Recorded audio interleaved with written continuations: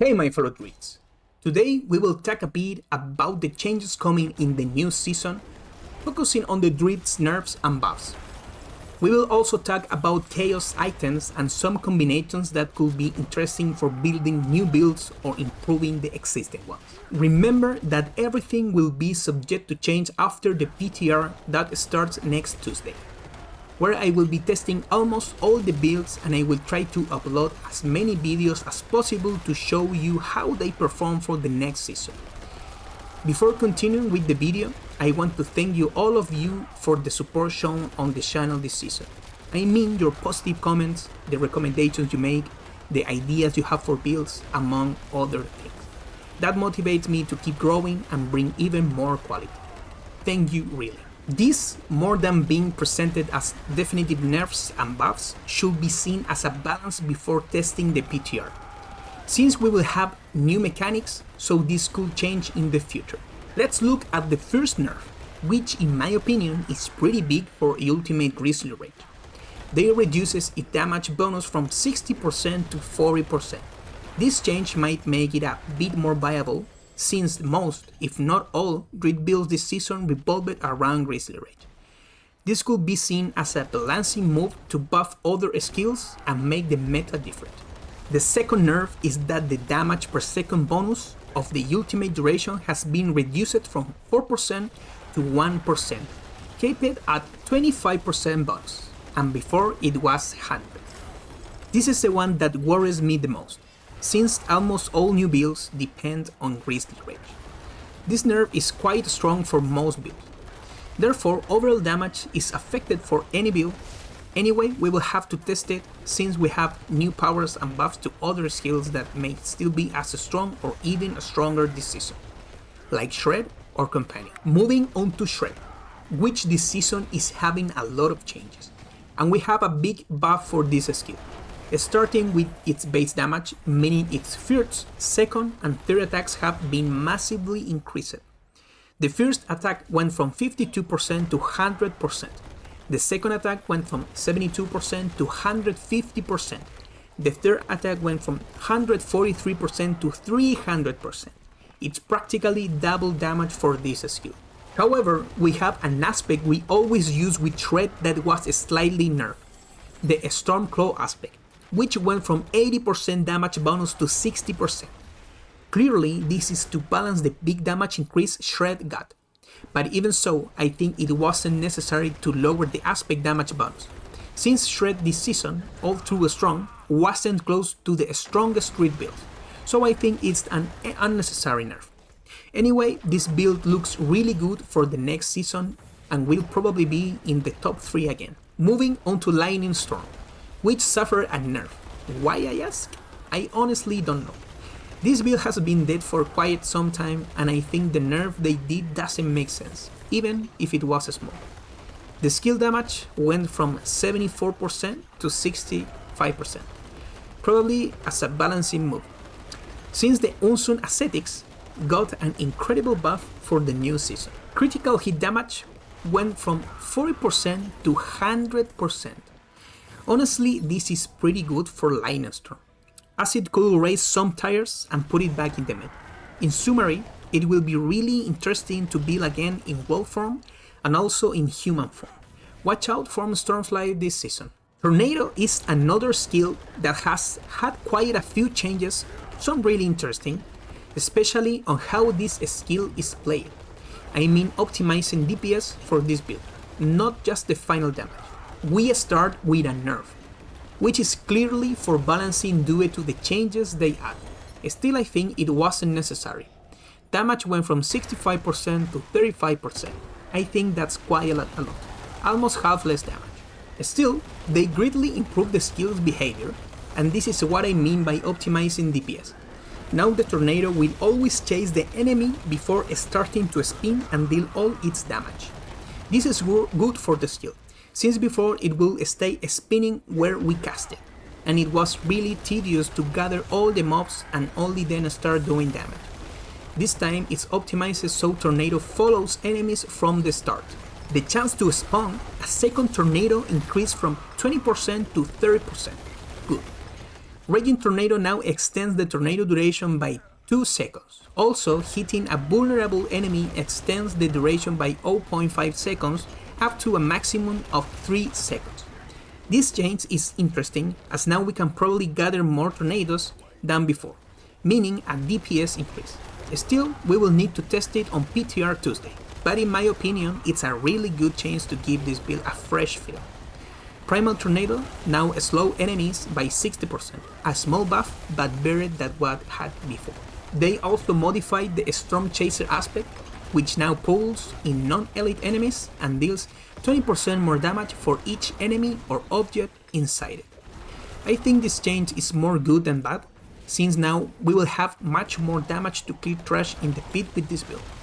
We will see how it works with bosses, as maybe it depends of if the boss have mobs or not. But I like it. It gives a fresh feel to a build that's been forgotten for a long time. Stonebursts receive a small damage buff, went from 120% to 130% explosion damage. Nothing major. The Perfect Storm passive didn't receive buffs or nerfs. They just changed the text so that it applies 80% damage to your storm skills, whether you cast them yourself or not. So this means this bonus will apply, for example, to our Storm Slide build with Catlins. Probably this season it wasn't applying, so it could be a sign of a buff for this build. Anyway, we will be testing it on PTR. This aspect used to be useless. Now it will have some kind of utility, so to speak, since it changes completely. Now casting a companion skill, we have a 40% chance to cast another automatically. Interesting to see with Fresh Render. Speaking of Fresh Render, now it will be activated with automatic skills, meaning skills we don't cast ourselves, like Lightning Storm from the Storm Slide build, or with the Wild Reach aspect that will automatically cast an active companion skills like Vine Creeper, which applies poison damage. And with Fresh Render, it will have good synergy. Honestly, adding this to the weapon is huge potential for new builds, revolving around the druids autocast, especially with the Nature's Fury passive. We will see how it works on PTR, since for now I don't have a place to build and do calculations. Let's go with the glyphs, which have had changes and buffs. Luckily, no nerfs for this part. And there are several glyphs that are quite viable for the new season. We start with Earth and Sky, which increases its damage bonus from 10% to 80%. A pretty good increase for our nature magic skills. Good buff. The change to Tectonic is pretty good, since before it gave 20% lucky hit chance, which was useless. Now we will have 50% more damage to crowd control enemies. Good change. This is my favorite change, since before the human glyph only gave damage reduction. Now it also gives 12% more damage, a good addition for human form builds we can make this season. The Shapeshifter glyph also had a good change. Now when we change form, it increases critical chance and critical strike damage by 10% for 2 seconds. Much more useful than before. Also still below the Spirit glyph. The Guzzler glyph used to be totally useless. Now it gives 3% more damage and 5% more healing from missing health potions. For example, if we have 5 of 10 potions, it gives 50% more damage and 25% more health recovery from potions. A good change, but it's still behind other glyphs. The last glyph change is Exploit, which reduces the cooldown from 20 seconds to 5 seconds to make enemies vulnerable again. Another good change. We will see if it's viable or not. A very good change for the Boulder build has been its tempering. Before you had the chance for Boulder to cast twice. Now tempering will give Boulder a chance to deal double damage. This is a huge change, since stacking Boulder to the max was easy and tempering was overkill in my opinion. Now we will have a big damage boost for Boulder, so it could return to the meta this season. Finally, we have the new Druid item focused on the Raven companion skill. This item can be found in the Beast in the Eyes, like the Storm's companion's pants. Ravens deal 60% to 100% more damage.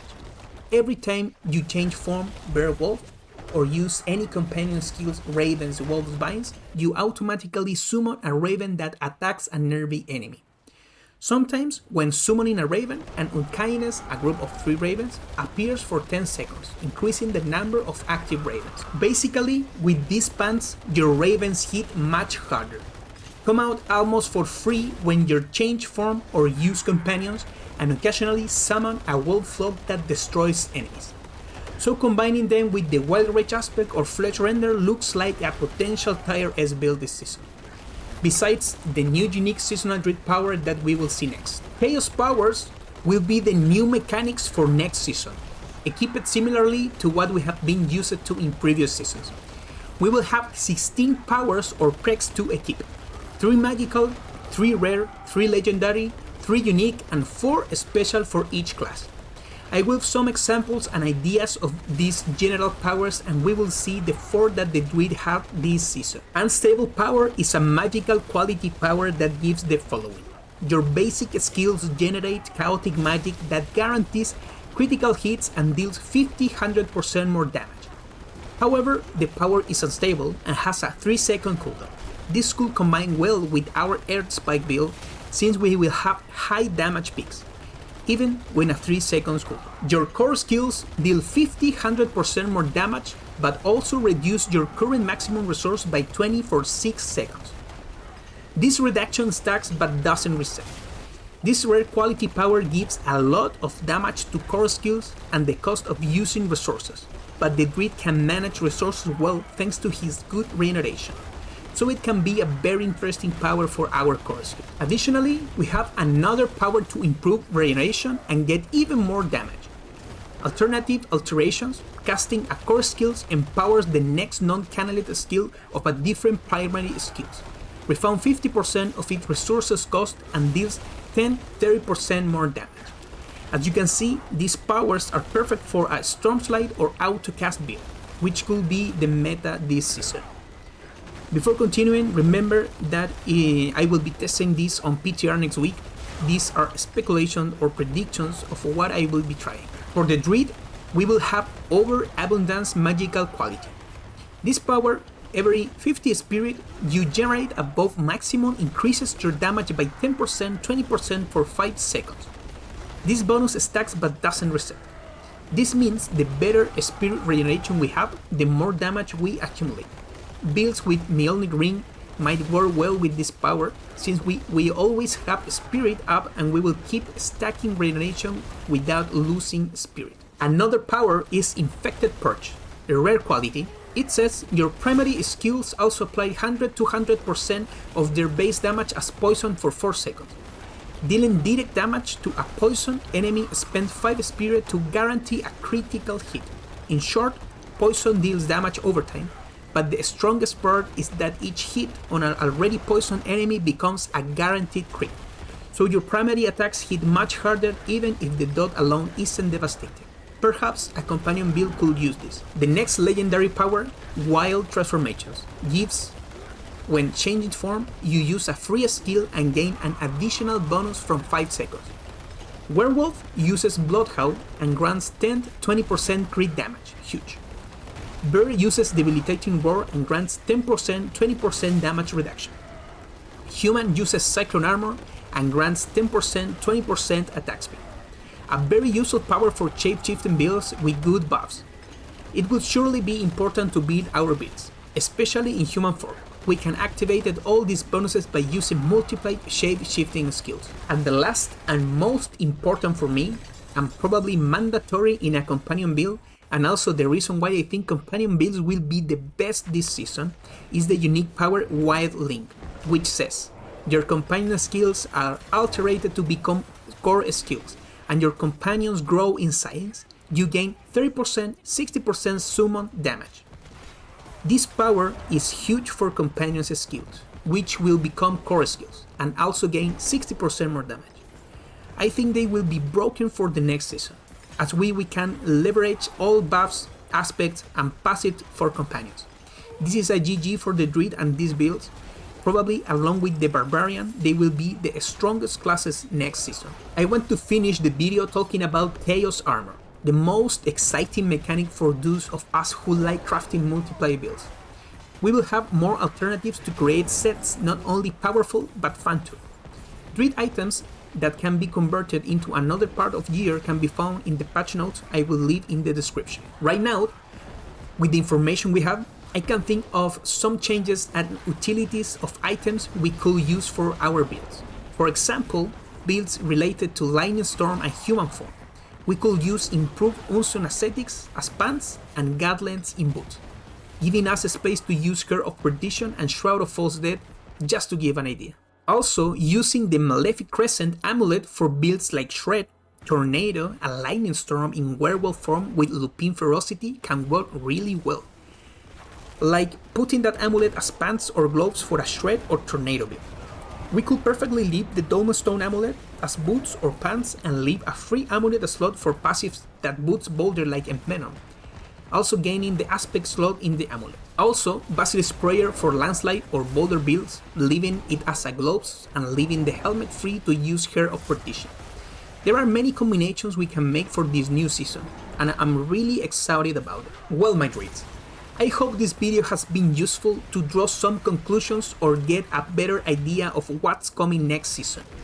Next week, I will be uploading videos quickly of the builds I will be building. I will do my best to bring most of them to the channel, and we will give final opinions for feedback. Any questions in the comments. And if you like the video, don't forget to like and subscribe. See you in the sanctuary.